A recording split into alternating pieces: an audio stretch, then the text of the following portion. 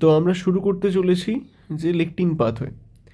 তো এই lectin pathway এটা মেন যেটা মানে স্টার্ট করছে অ্যাক্টিভেট করছে সেটা হচ্ছে লেকটিন। লেকটিন মানে ম্যানোজ বাইন্ডিং লেকটিন, মানে ব্যাকটেরিয়ার, মানে কিছু কিছু ব্যাকটেরিয়ার সঙ্গে ম্যানোজ অ্যাটাচ থাকে। মানে এটা যদি ব্যাকটেরিয়া হয় এর সঙ্গে ম্যানোজ রেসিডিউ থাকে, ঠিক আছে। ব্যাকটেরিয়া বলবো, মাইক্রোবস বলবো, মাইক্রোবস বেটার হবে। তো সেই ম্যানোজের সঙ্গে এই যে আমাদের ম্যানোজ বাইন্ডিং লেকটিন, যেটা যেটা আমরা লেকটিন পাথওয়ের মেন কম্পোনেন্ট বলছি, সেইটা বাইন্ড করে যায়, বাইন্ড করে গিয়ে লেকটিন পাথওয়ে অ্যাক্টিভেট করে, ঠিক আছে। তো সেই ম্যানোজ বাইন্ডিং লেকটিন এমবিএলের সঙ্গে MASP1 প্রথমে অ্যাটাচ করবে, তারপরে MASP2 অ্যাটাচ করবে। MASP মানে হচ্ছে মানে mannose binding lectin associated serine protein, যে এএসপি মানে অ্যাসোসিয়েটেড সেরিন প্রোটিন। তো MASP1 অ্যাটাচ করবে, MASP2 অ্যাটাচ করবে। এইগুলো ঠিক অনেকটা এই রকম আমরা যখন আগের বারে পড়েছিলাম যে C1Q, C1R, C1S এর মতন এই তিনটে কম্পোনেন্ট। তারপরে বাকি যেমনটা পড়েছো ঠিক সেই সিকোয়েন্সেই অ্যাডিংটা হবে, এই যে C4B, তারপরে C2A, তারপরে C3B, তারপরে এই যে C5A আর অ্যাটাচ করবে না, সেটা মানে C5B এটা মানে ইনভাইট করবে C6, C7, C8 আর C9কে, সেটা ম্যাক বানাবে সেম, ঠিক আছে। এবারে দেখো কারা কারা কোন কোন মাইক্রোবস এর ম্যানোজ আছে। তো এই যে ক্যান্ডিডা অ্যালবিকান্স, ক্রিপ্টোকক্কাস নিওফরমেন্স, নেইজেরিয়া,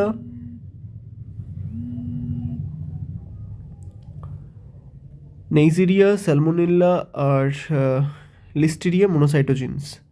এখানে আমি একটা নেমোনিক বানিয়েছিলাম, চাইলে মনে রাখতে পারো যে যে মনোজ অ্যান্ড সালমন এর ক্রিপি নেশার লিস্ট ক্যান্ডিড। তো মনোজ ফর ম্যানোজ, আর সালমন মানে হচ্ছে এখানে সালমোনেল্লা, এর ক্রিপি মানে ক্রিপ্টোকক্কাস নিওফরমেন্স। তো নেশা মানে নেইজেরিয়া, আবার ক্রিপির সঙ্গে এন মনে রাখতে পারো কারণ ক্রিপ্টোকক্কাস নিওফরমেন্স, ঠিক আছে। আর লিস্ট মানে লিস্টেরিয়া মোনোসাইটোজিনস, আর ক্যান্ডিড মানে হচ্ছে ক্যান্ডিডা অ্যালবিকান্স, ঠিক আছে। এবারে role of TH in immune response. তো এইখানে আমরা পড়বো যেটা সেটা হচ্ছে T2 কী করে তৈরি হয়, মানে টি নেইভ সেল আছে, T0 সেল বলো ওটাকে, T0 সেল থেকে T2 তৈরি হয়, T1 তৈরি হয়। তো আমরা পড়বো যে T2 কী করে তৈরি হয়, এই যে T2 সাবসেট কী করে তৈরি হয়। আর এখান থেকে আমি পড়বো যে T1 সাবসেট কী করে তৈরি হয়। আর আমরা পড়বো যে T17 সাবসেট কী করে তৈরি হয়, ঠিক আছে। আর এখানে আমরা পড়বো যে অ্যাক্টিভেশন অফ মানে সাইটোটক্সিক টিসি সেলের অ্যাক্টিভেশন কীভাবে হয় এটা দেখব।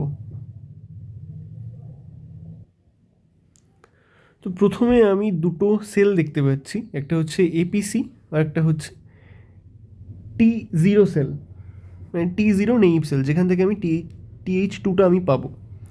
তো দেখো যে এপিসি মানে অ্যান্টিজেন প্রেজেন্টিং সেল। তো এটা তিন রকমের হতে পারে, ম্যাক্রোফাজ হতে পারে, ডেনড্রাইটিক সেল হতে পারে, বি সেল হতে পারে, ঠিক আছে। এবারে এই যে মাইক্রোবগুলো, এই মাইক্রোবগুলোকে প্রথমে এই যে এপিসির মধ্যে এটা ঢুকে এটা এক্সোজিনাস পেপটাইড, তো মানে বাইরে থেকে আসে পেপটাইড, এই পেপটাইডগুলোকে এই যে এপিসি MHC2 এর মাধ্যমে রিপ্রেজেন্ট করে। এই যে এই এক্সোজিনাস পেপটাইডগুলোকে MHC2 এর মাধ্যমে এটাকে প্রেজেন্ট করে। আর এপিসির মধ্যে দেখো B7 বলে একটা স্ট্রাকচার আছে, এটা B7 স্ট্রাকচার, ঠিক আছে। ওয়েট, তাহলে T0 সেলের স্ট্রাকচারটা দেখছি। এখানে আমার T0 সেলের TCR আছে, মানে T সেল রিসেপ্টার আছে, তার সঙ্গে CD4 আছে, এই যে CD4 যেটা MHC2 এর সঙ্গে বাইন্ড করে আছে, CD3 যেটা কারোর সঙ্গে বাইন্ড করছে না, জাস্ট এমনি পড়ে আছে, আর CD28 আছে যেটা B7 এর সঙ্গে বাইন্ড করছে। তো এই যে CD4 যখন MHC2কে সেন্স করতে পারবে, তখন কিন্তু একটা রেসপন্স দেবে। এই যে মানে CD4 MHC2 এর সঙ্গে বাইন্ড করলো, আবার টি সেল রিসেপ্টর বুঝতে পারলো যে একটা এক্সোজিনাস পেপটাইড এপিসি নিয়ে এসেছে, তো এই দুটো একসঙ্গে আমাকে একটা স্টিমুলাস দেবে টি সেলের নিউক্লিয়াসে, এটাকে বলছে প্রাইমারি স্টিমুলাস। ঠিক আছে, B7 আর CD28 এর ইন্টারাকশানের জন্য একটা সেকেন্ড স্টিমুলাস পাবো আমি, এটাকে বলছে যে কো স্টিমুলেটরি সিগন্যাল, একটা সেকেন্ড স্টিমুলাস পাচ্ছি।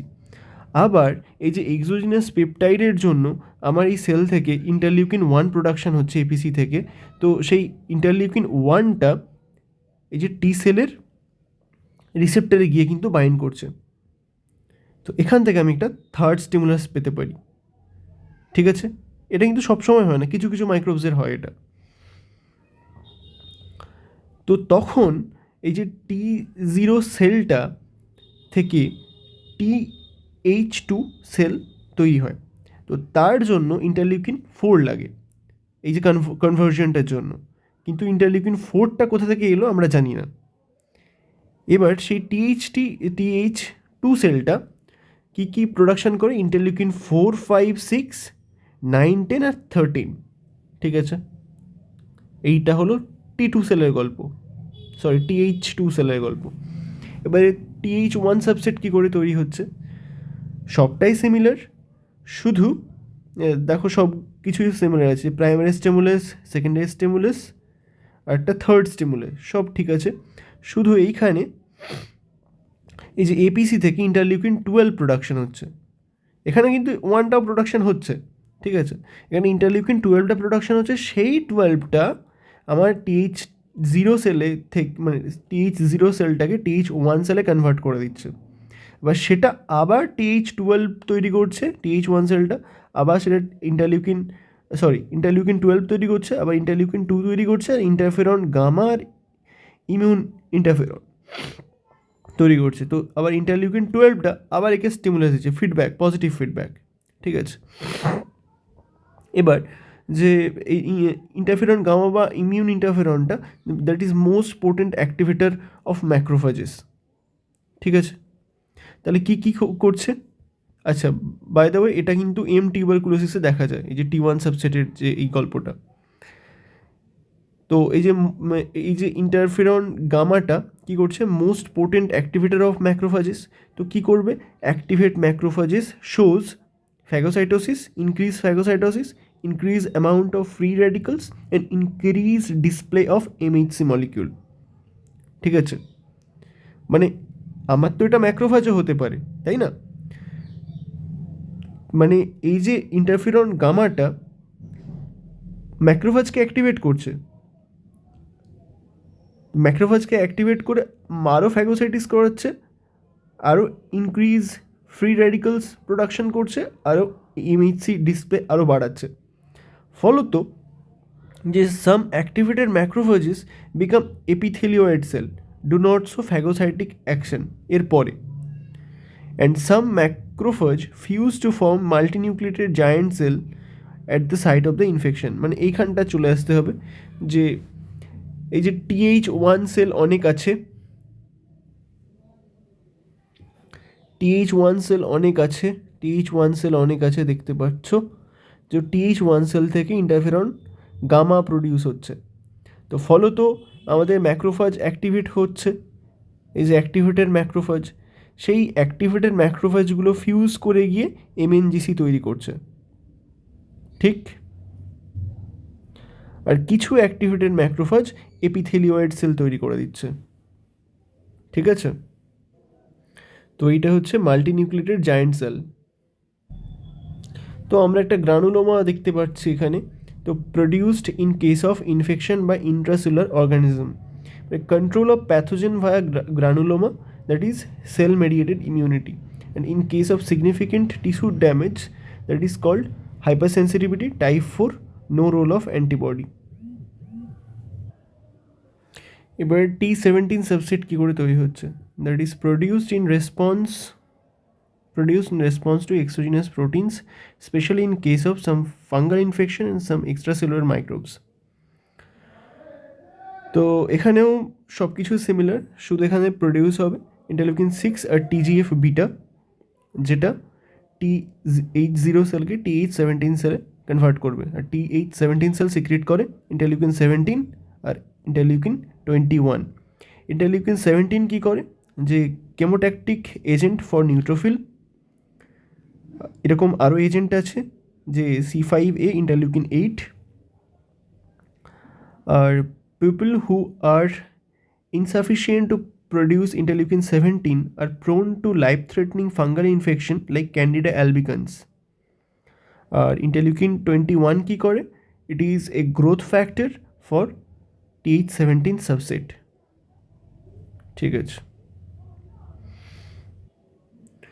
এখানে টিসি সেল এর অ্যাক্টিভেশন আমরা যখন পড়ছি, তো TC cell is specially important for TV মানে টিউমার ইনফেক্টেড সেল আর ভাইরাস ইনফেক্টেড সেল। তো এই যে টিউমার ইনফেক্টেড সেল যেটা, সেটা কিন্তু এন্ডোজেনাস প্রোটিনটা শো করছে MHC1 এর মাধ্যমে, আগেরটা ছিল MHC2। ঠিক আছে, তো MHC1 এর মাধ্যমে এই অ্যান্টিজেনটাকে প্রেজেন্ট করছে এখানে। আর আমাদের এখানে টিসি সেল, এটা কিন্তু CD4 না, এটা CD8। আর এখানে TCR করছে। তো টিসি সেলের এরকম গ্রানিউল স্যাক আছে, তো স্যাকে অনেক গ্র্যানিউলস থাকে, গ্র্যানিউল মানে পারফোরিন, গ্র্যানজাইমস এইগুলো থাকে। ঠিক আছে, এবার যখন টিসি সেল অ্যাক্টিভেট হবে, তখন কিন্তু এই পারফোরিন গ্র্যানজাইমসগুলো সিক্রিট করবে, যেগুলো পারফোরিন আর গ্র্যানজাইম এই দুটোই, মানে পারফোরিনটা পারফোরেট টিউমার সেল, আর এই যে গ্র্যানজাইমসটা কী করবে, যে enter in the tumour cell via perforated hole and activate the apoptosis. ঠিক আছে, তো এখানে ন্যাচারাল কিলার সেল আর টিসি সেলের মধ্যে ডিফারেন্স অনেকবার জিজ্ঞাসা করেছে। কী কী মিল আগে দেখি, যে এনকে সেল আর টিসি সেল বোথ আর লিম্ফোসাইটস, তো both have cytoplasmic granules, both kill target cell via engagement of Fas ligand with Fas protein expressed on the target cell, মানে অ্যাপোপ্টোসিসে ফ্যাস লিগ্যান্ডটা লাগে। এবার ডিফারেন্স, এনকে সেলের অরিজিন হচ্ছে বোন ম্যারোতে, টিসি সেলের অরিজিন হচ্ছে বোন ম্যারো থেকে থাইমাসে। ঠিক আছে, মানে বোন ম্যারোতে অরিজিন হলেও থাইমাসে আসল আমি টি সেলটা পাচ্ছি। এখানে পার্ট অফ ইননেট ইমিউনিটি, তাই জন্য কোনো মেমোরি নেই, বাট টিসি সেলটা হচ্ছে part of acquired immunity, memory আছে। এবার NK cell leave those cells which shows MHC1, kills those which don't have, তো মিসিং দ্য সেলফ রেকগনিশন। আর এখানে TC cell kill those which have MHC1, মানে NK cell kill those which does not have MC1, আর মানে MC1কে ছেড়ে রেখে যাদের MC1 নেই তাদেরকে মারে, আর টি সেলটা যাদের MC1 আছে তাদেরকে মারে। তাই জন্য বলছে যে MC1 আনরেস্ট্রিক্টেড, এটা বলছে MC1 রেস্ট্রিক্টেড। ঠিক আছে, NK cell rapid response, TC সেলের স্লোয়ার রেসপন্স। এখানে super antigen is super important. ঠিক আছে, তো আমাদের এপিসিতে আমি বলেছিলাম MHC2 থাকে, আর যে TH সেলের TCR থাকে। তো এই রিসেপ্টারগুলো আরেকটু ডিটেলস এখানে বলা হয়েছে, যে MHC2তে যে MHC2 এর দুটো স্ট্র্যান্ড থাকে, একটা হচ্ছে বিটা স্ট্র্যান্ড, একটা হচ্ছে আলফা স্ট্র্যান্ড। আর TCRেরও দুটো স্ট্র্যান্ড থাকে, সেটা হচ্ছে একটা আলফা স্ট্র্যান্ড, একটা হচ্ছে বিটা স্ট্র্যান্ড। আর সেই আলফা স্ট্র্যান্ডেরও একটা মানে ওপরের পার্টটা দ্যাট ইজ ভি আলফা, আর নিচের পার্টটা দ্যাট ইজ সি আলফা। আর এখানেরও যে বিটা স্ট্র্যান্ডের ওপরটা হচ্ছে ভি বিটা আর নিচেরটা হচ্ছে সি বিটা। সো এই বিটা এখানে ইন্টার্যাক্ট করছে আলফার সঙ্গে। আচ্ছা, এরকম কোনো ফিক্সড নিয়ম নেই যে বিটা আলফার সঙ্গেই ইন্টার্যাক্ট করবে, বিটার সঙ্গেও ইন্টার্যাক্ট করতে পারে। তবে এই যে তো সুপার অ্যান্টিজেনের ক্ষেত্রে কী হয়, যে আমাদের যে ভি বিটার সঙ্গে এই যে আলফা স্ট্র্যান্ডটা একটা ক্রস লিঙ্কিং বানায়, দ্যাট ইজ সুপার অ্যান্টিজেন। তো সুপার অ্যান্টিজেন কী করে, bring about cross linking between variable part of beta chain and alpha chain of MHC2। That's classic, ঠিক আছে। আলফা অফ MHC2 এর সঙ্গে ভি বিটা মানে variable part of the beta chain এর সঙ্গে একটা ক্রস লিঙ্কিং তৈরি করবে সুপার অ্যান্টিজেন। তো ফলত কী হয় যে polyclonal activation of TH cell. Polyclonal activation মানে TH সেলের মানে অ্যাক্টিভেট হয়ে মানে বিভিন্ন রকমের টি সেল অ্যাক্টিভেট হয়, T1 T2 like that. Polyclonal activation of TH cell, যার জন্য 10-20% of T cell will be activated. ফলত রিলিজ অফ সাইটোকাইন, মানে প্রচুর সাইটোকাইন রিলিজ হবে, দ্যাট ইজ সাইটোকাইন স্টর্ম। ফলত fever, shock, rash, DIC, multi organ system failure, that is toxic shock syndrome. তো এরকম করে হাতে এরকম করে ছাল উঠে যেতে পারে, এরকম symptom, that is toxic shock syndrome, ঠিক আছে। তো এটা কিন্তু আমার টক্সিক শক সিনড্রোমেও আমি এটা লিখে দিতে পারি সুপার অ্যান্টিজেনটা। তো example of super antigen, that is Staphylococcus aureus. তো স্টেফাইলোকোক্কাল এন্টেরোটক্সিন, TSST1 টক্সিন আর এক্সফোলিয়েটিভ টক্সিন। তো স্টেফাইলোকোকাস আউরিয়াসের এই টক্সিনগুলো, স্টেফাইলোকোক্কাল এন্টেরোটক্সিন, TSST1 টক্সিন, এটা টক্সিক শক সিনড্রোম TSS, আর T4 toxin, exfoliative toxin. Then তারপরে streptococcal pyogenic exotoxin A and C, epidermolytic toxin, ঠিক আছে। ইয়ারসিনিয়া এন্ডোলাইটিকা, ইয়ারসিনিয়া সিডোটিউবারকুলোসিস, এই তিনটে ইম্পর্টেন্ট, এই তিনটে। বাকি এইটা মনে রাখতে পারো, মাইক্রোপ্লাজমা আর্থারাইটিস, বাট মেনলি এই তিনটে Yersinia enterocolitica, Yersinia pseudotuberculosis, then Mycoplasma arthritidis mitogen 1, then Malassezia furfur fungus, then virus EBV, CMV, rabies virus, HIV virus. Conventional antigen super অ্যান্টিজেনের মধ্যে difference, conventional antigen is internalized by APC, super antigen not internalized. Conventional antigen binds to pocket to the TCR and formed by V beta and V alpha, binds to the pocket of the TCR formed by V alpha and V beta, মানে TCR এর যে V alpha V beta আছে, TCR এর যে V alpha V beta আছে তার পকেটে গিয়ে অ্যান্টিজেনটা বাইন্ড করে কনভেনশনাল অ্যান্টিজেনের ক্ষেত্রে। কিন্তু সুপার অ্যান্টিজেনের ক্ষেত্রে কিন্তু আমরা ক্রস লিঙ্কিং দেখতে পাই between V beta and alpha strand. এটা কিন্তু ক্লাসিক, ঠিক আছে।